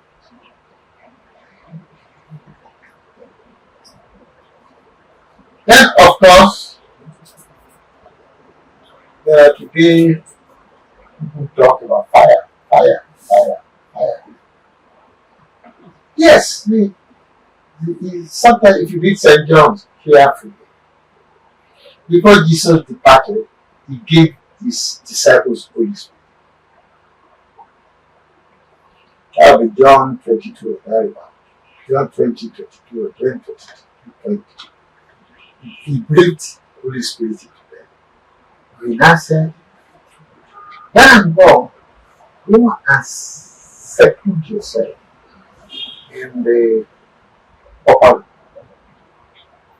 and I'll wait the fire of the Holy Spirit. This is what came in Acts of the Apostles chapter 2. I came back and have prayed. So but when you read the Acts of the Apostles very well, Holy Spirit is very interesting. It comes in different ways. Sometimes it comes the way it came with winds and so on and so forth. I've seen it happen in churches. That you just be surprised. It look as if there is a storm coming. Sometimes it comes in a multitude of strange tongues. Or in that. Particularly the youth, whose future we are messing up. Somebody said, tomorrow is a future of yesterday and today. So if the youths were not involved in yesterday because they were not there, and they are not involved in today, of what use is tomorrow to them? When tomorrow is a future of yesterday and today. So they have to participate. But rooted in God. The greatest Marxist, The greatest welfareist, the greatest politician I've ever known is Jesus Christ. He cared about the poor. He cared about the rich. He cared about the sick. He cared about the healthy. He said those who are healthy need no physician. So he went about. And that's what government should be doing. So if Jesus, when he came here, was a politician, what would be your definition of politics? Is who gets what, when, how, and why. Jesus will say, go into the ocean, bring me a fish, and he will pay his tax. Loyal citizen. He will say, I didn't come to destroy yesterday. I didn't come to destroy the old, but to fulfill it. Obey laws. He will say, pray for those who are in authority and obey them. What does he say? He will go into the church and drive people who are not doing the right thing there. Not only them, he will now face the Pharisees. He say, use sons and children of serpent who have been killing your prophets. For how long will you kill the people who have been sent to save you? Prophets in that quote means pastor. And when you look at the Bible very well, everybody is a pastor. Every human being is created to be a pastor. But not every human being is created to be a prophet or evangelist. But a pastor is the person who speaks to God, who has a relationship with God. We all are expected, irrespective of our religion, we are expected to have a relationship with our Creator. So we are pastors. We are to talk to Him directly. It is not like in the past. You don't need an intercessor. And that is the problem of the young people. They think that the prophet must speak on their behalf to God. No. You speak to God. The prophet gives you warning. He gives you guideline. It's not your microphone or telephone line to God. No. But he is an interpreter of the environment for you. And it doesn't have to be well read. Amos was not well read. Amos was in charge of sycamore tree. His father was not a priest. He didn't come from the Levites. But God chose to use him at that time. So, Jesus will say, what do you think you are doing, Herod? No, you don't do that. We need all of that. That is really what makes politics grow. When there are people who can speak to authority, who can say, Prime Minister, you are wrong. President, you are wrong. And he is bold enough to say it. But when President is wrong and we all keep quiet, that's all Jesus taught us. He taught us humility. Yes. He also taught us a sense of timing. Because Jesus will say, it is not yet my time. So you must know the time for taking an action. That is a God's own time. And he proved it on Lazarus. He came 4 days. Martha and Mary said, you are late. But God is never late. He came at the time that he has to come because God wanted to use that event to prove something. So, he will ensure that everybody eats. You say, no, they've been following me for the past 3-4 days. They are hungry. How do we get food for them? They said there's no money. No, we must get them food. Does the governor think of us like that? Does the president think of us like that? Does he bother that for 3 days we've not been eating? Does he know that there's no ewa in the market and that the rice is not purchasable? Does he know that? Jesus knew that. He knew the time to say, let us rest. We have been working. Let us rest. He knew the time to pray. And he ensured that everybody got equal right. Nobody was cheated. When you read the whole of St. John, you see how he cared about, what will I call them, the misfit. He sat with that woman at that well of Jacob. That woman whose heart-saving husband. Will our pastor sit with that kind of woman today? Will our president care about such a woman today? Will a governor care about such a woman today? That's the master politician. He sat with her. He didn't say, I'm Jesus. He said, give me water to drink. No. You are Jew. I'm Samaritan. No. He said, give me water to drink. Because if you know who you are talking about, we all know that story. And that is, it's somebody who puts himself in the position of the poor person. Our politicians must put themselves in our position. They must have what we call empathy. You must empathize with the poor man, the poor parent who cannot send their children to school. That's Jesus, the politician. He gave everybody justice. That's Jesus, the judge. He didn't deal unfairly with anybody. That is the impartial judiciary in Jesus. That's why I say he is the greatest politician, and he's so humble to say, let me wash your feet. Wow. What would you say Nigeria is not getting right? Sir Victor Laya in 1960, early 60s, probably 64 so 64, you are right. Iluleko Sowolode. Yes. How would you compare the time with the present moment? When Naira to $1 is almost 1,000 Naira. What is Nigeria not getting right? Everything.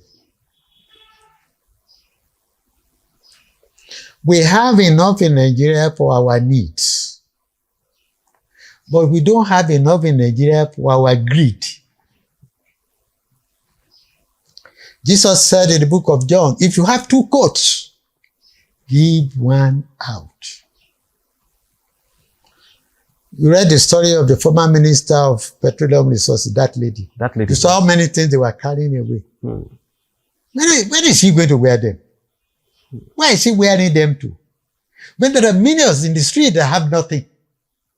So if we are thinking of our need, Chief Aura was saying in my march through prison, he said, when I was in prison, I realized that all I needed is a 3.5 feet bed, a dress to wear to prevent cold, and a meal a day. Was that his life truly? Almost. Wow. He lived a Spartan life. He wanted to feel the agony of the poor.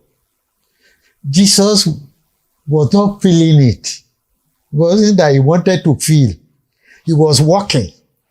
To be baptized, he walked miles. He didn't take a horse. The only time he took the horse was to go to Jerusalem. He was walking all about. You can imagine the tongues and everything. So he knew what it is to be a poor person. He knew what it is to be hungry. He knew what it is to be thirsty. But we are greedy. When a man is going in the street with a fleet of 10 cars, and there are people standing by the road who cannot afford keke, is there no greed? If the money that we should use to make our roads, to make it 12 inches thick, you steal it and you now make the road 3 inches thick. Aren't you greedy? When somebody steals 80 billion naira, 80 billion, what does he want to do with it? At the age of 60, 65. If he's spending $1 billion a year, he won't finish spending 80 years. greed. Modesty is written all over you. It's a gift of God. I tell people, there's nobody who doesn't want to do good. There's nobody who doesn't want to leave a good name behind. It's only God that allows you. It's a gift. I'm content with what I wear. I'm content with what I eat. I'm content with where I live. I'm not envious of you. Although I like your white dress. I admire it. If I can't afford it, I won't, because of that, go and steal money. Or malign you because of it. Because I'm envious of the whiteness of your dress. I won't spoil your reputation because of that.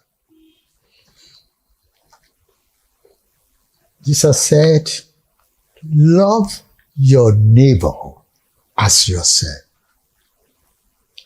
If the commissioner of health loves his neighbors as his health, he will make sure that there are drugs in the hospital. But his neighbors will be brought to the hospital. The commissioner of education, if he loves his neighbors as himself, he will make sure that our educational standard is good.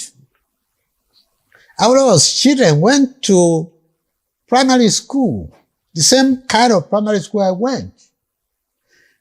His son went to IBADAN grammar school. The daughters went to St. Anne's. They were not taken abroad. That is what it means. If I love you and I'm your minister of education, I will make sure that the students are not at home for 7 months when my own children are in Harvard and Oxford. We don't love ourselves. And that is the whole essence of human relationship. That's what we've gotten lost. Everybody lost himself. You take all the money away. Then there is nothing left for the common people. I'm told that all ASU was looking for was 81 billion. And one man stole 80 billion. I will also get 81 if the accountant general has stolen 80 billion. So for us to get it right, first of all, our leaders must love us. They must empathize with us. They must go through they must feel the pain we are going through. I know some of them went through this pain and they are saying our children will never see it again. So they go and build houses all over the world that nobody lives in. You see how much money Abacha is still giving us after he's dead. Did he have to have stolen that? So, you know how much money we are losing abroad? Because Abacha was a president, we were able to find it.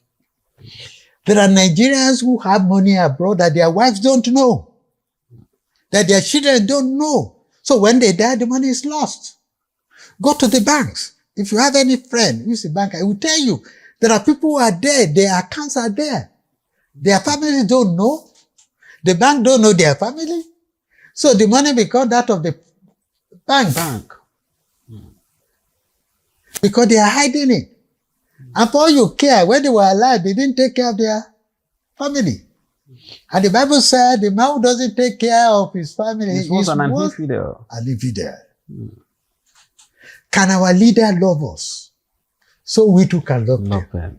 Won't be selling our ballot for 7,000 if they have shown love to us. We'll take their money. We'll be happy that they have shown love. We will have had electricity. You won't be running around the way you ran around today looking for fuel. There will have been electricity. There will have been good roads. There will have been good water. When I came to this house in 1978, when I came into this house, the water gushing out of the shower was so much that you can't stand under it. But in 35 years, I've not seen public water in this house. And I pay tax. somebody doesn't love me, we all must come back to love ourselves. Thank you, sir. I must not live without talking about this. Dr. Yemi Farounbi became Nigeria's ambassador to Philippines. How was it like those few years that you served? Fantastic. You see, when you are an ambassador, your rating depends on their own estimate of your country. I had the size. Nigeria has a size of 1 million square kilometers. Nigeria is bigger than Britain plus France added together. Nigeria is bigger than Benin Republic plus Togo and Ghana added together. So they give me that respect. I have 205 million people. Ghana is bloody 20 million. Benin is 10 million. So when I'm talking, we'll be talking. When I speak as ambassador of Nigeria, I'm speaking on behalf of 20% of the population of Africa. When I speak, I'm speaking of a country that controls 47% of the GDP of Africa. When I speak on behalf of a country that is number 8 crude oil, number 10 natural gas, number 2 bitumen, number 2 cassava. So I was respected. Out of the 97 ambassadors there, I was respected. I was singular. You saw my photograph there with the president. They recognized me and my country. When Philippines had problems with some Islamic people in Mindanao, that's the southern Philippines, they invited me. How are you dealing with insurgency in your country? How can Nigeria help us through the Islamic organization IOC so that we can deal with these problems? That's respect. They'll talk to me. We want to exhibit. We make wine. We make this kind of product. You have a huge market. We have the largest economy in Africa. How can we get into your market? I got 13 companies into this country. So when you representing a country like this, some of us don't know where Nigeria is respected outside. You only have to visit some of the other African countries. Go to Benin there, where this church, Celestial Church, was started. The only city there is Cotonou. That's true. Go to Togo. The only one there is Lomé. Go to Senegal. Only Dakar. Go to Gambia. Only Batos. But talk of Nigeria, Lagos, Ibadan, ABEOKUTA. You don't find that elsewhere. The kind of thing you find, the urbanization, the development that you have, the kind of thing your newspaper will write, they don't dare do it. The kind of things, fake news, stupid things that sometimes I see on social media, you can't try it in another country. We don't value ourselves. So I was respected. And because all my life I've been a simple person, a Christian, from a poor background, that God has been gracious to, and because all my life I'd also been a critic of government, so I didn't want to do anything I'd be criticized for. And I didn't want to do anything I have criticized people for. So I made the embassy available to all Nigerians. They came.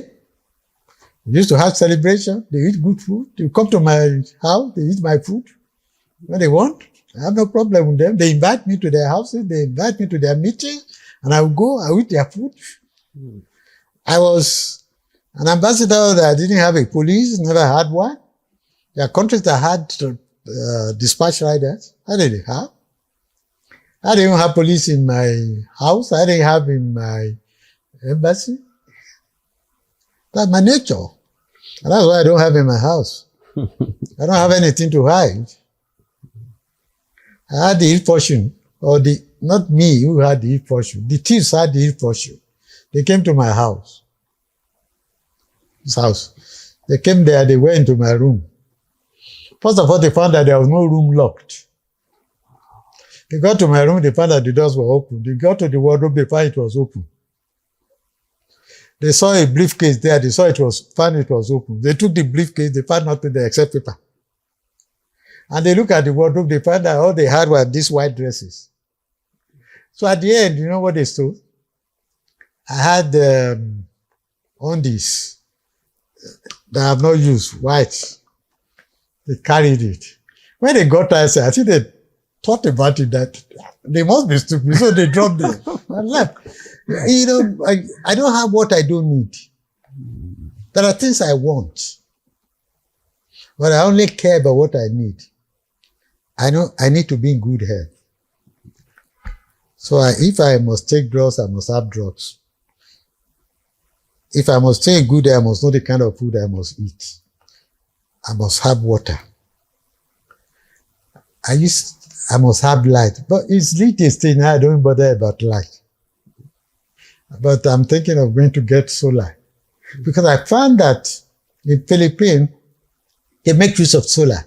And that we have the same weather, the same heat. Nigeria has the capacity to retain 87.5 of the solar energy.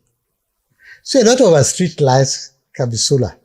In the rural areas, we can put solar there. In the urban area, we can put the public electricity because of aircon, factories, and so on. But in the rural area, where all they need is just a light and so on, we can do solar. So I found the job good. I enjoyed it. I did well for Nigeria, I think. But I knew the Minister of Foreign Affairs, they were very happy with me. In fact, I came back because Buhari came in, and they asked me that I should be getting ready to go back because they thought I've done well, that I should go and complete a few things. Some of that didn't work. But I appreciate them for appreciating what I did. But the greatest thing I also have in Philippines was I had a fantastic deputy, Bubatekune from Gombe. I have a charge d'affaires, Muritala Jima from Kwara now. I had Jude, that's from Imo. I had from Kogi, Benue, my security people. But they were fantastic people. Again, they did the work. I took the glory. Wow, that's good. But I give all to God. On a lighter mode, what music do you listen to? What music do you listen to?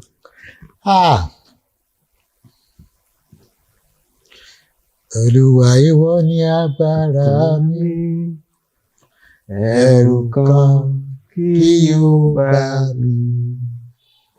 Ìgbà tí èmi bá ké pè ọ́,